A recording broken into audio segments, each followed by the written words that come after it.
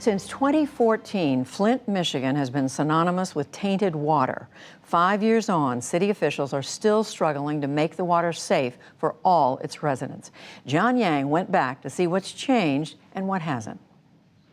A typical Thursday morning on Flint, Michigan's north side. Cars stretch for a full mile, some in line for more than 5 hours. The goal of this weekly quest? Bottled water. Ray Dusham comes once a month. This crisis started years ago. Yeah. Did you think you'd still be doing this now? No. I thought maybe they'd have water clean by now. After the state stopped distributing water last year, the Greater Holy Temple Church of God in Christ stepped up. Good morning. Latrice Davis, who coordinates the effort, says they start each week with more than 1,700 cases of water, and every week the demand is greater than that supply. How many cars, how many families each Thursday? We run probably about 1,500 to 1,700 cars, so you're looking at probably about 600 to 800 families. For more than 5 years, water has dominated the lives of many in this city, where more than 55% of residents are black and more than 40% live in poverty. In April 2014, state-appointed officials tried to save money by shifting the source from Lake Huron to the Flint River. Here's the Flint. But the river water was more corrosive than the lake water. The city failed to treat it properly, and it damaged Flint's aging pipes, causing lead to leach into the system. The city switched back to lake water in October 2015, but pipe replacement is still ongoing, and so are concerns. It affects the way that we cook, the way that we brush our teeth, the way that, we just use water in general. In 2016, Ariana Hawk's second oldest son, Sincere, then 2 years old, was on the cover of Time magazine after developing painful blisters and rashes. His thing was just the fear of the water. Even him as a 6-year-old, he still says the water is dangerous. He don't like it. He avoided it as much as possible.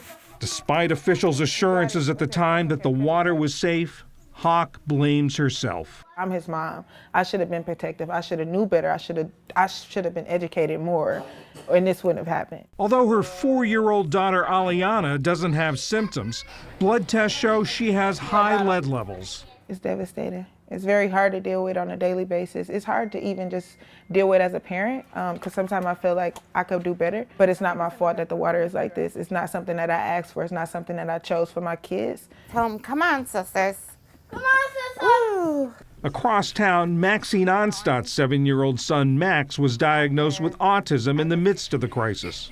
With Max, I can't say that's what caused him to have the disability he has, but he was exposed. We drank it, we bathed in it, we used it every single day, we cooked with it. Max is among the growing number of special education students in Flint Public Schools. Since 2013, before the crisis, it's up 56% according to state figures. A group of Flint parents is suing the school system, saying it is not meeting those students' needs. What would recovery mean for you?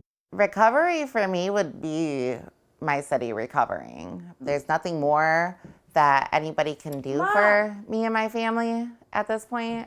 So the Flint water crisis is really a whole bunch of things. Flint pediatrician Mona Hanna-Atisha was among the first to sound the alarm about lead in the drinking water. We can't take it away. There's no magic pill. There's no antidote. We can't press rewind and pretend that this didn't happen. Now she's deeply involved in the recovery effort. We've invested in the critical period of early childhood with home visiting programs and Medicaid expansion, school health services, a massive expansion of early literacy programs. We've turned this crisis into almost this model public health program of recovery and hope for the people of Flint. It's the Little Pope. A project called the Flint Registry tracks the effects of lead exposure and connects residents to those programs.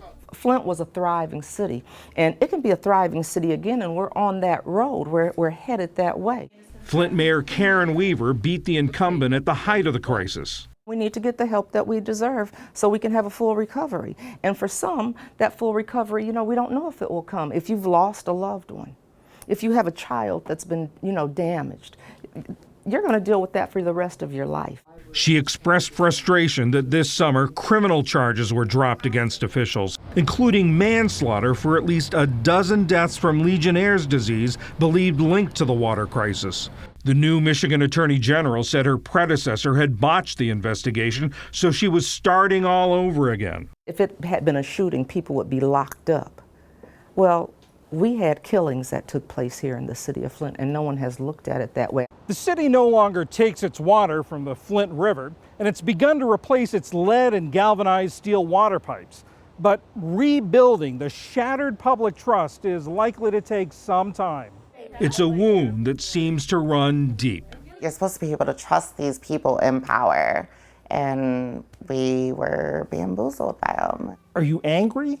Oh yeah, of course I'm angry. I'm more upset and hurt than anger. It's hurting because these are the people who we trust every day. These are the people who said that this was okay. One of the things I did promise was that I would give them the information, whether it was good news or bad news, because we had bad news that people kept from us. And had they shared that bad news with us, we could have protected ourselves better. For residents like Ariana Hawk and Maxine Onstadt, it may be too late.